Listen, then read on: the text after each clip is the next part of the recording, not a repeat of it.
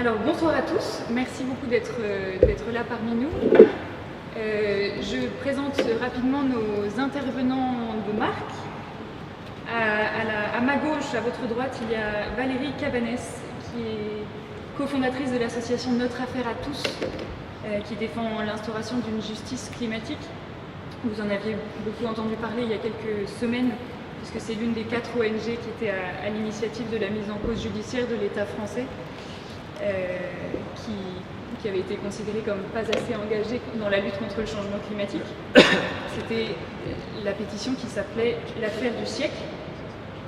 Et puis Valérie Cabanès est aussi très engagée pour la reconnaissance de l'écocide, elle pourra vous en dire un mot, comme crime contre la paix et les générations futures.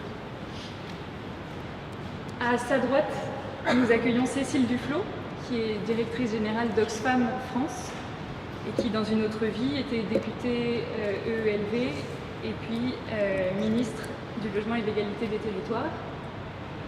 À ma droite, nous accueillons Bernard Perret, qui est socio-économiste et essayiste, qui a un passé en tant que dans divers ministères, auparavant administrateur de l'INSEE, puis qui a écrit de très nombreux ouvrages sur des sujets divers comme la transition écologique, les politiques publiques, le travail, l'emploi, les questions religieuses, et j'en passe.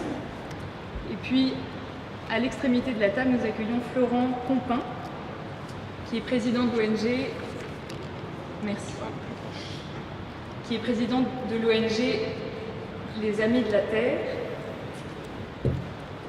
qui est donc une association de protection de l'homme et de l'environnement, engagée sur de divers sujets, entre autres de production et consommation durable, contre le nucléaire, contre l'utilisation des ressources fossiles, etc., etc.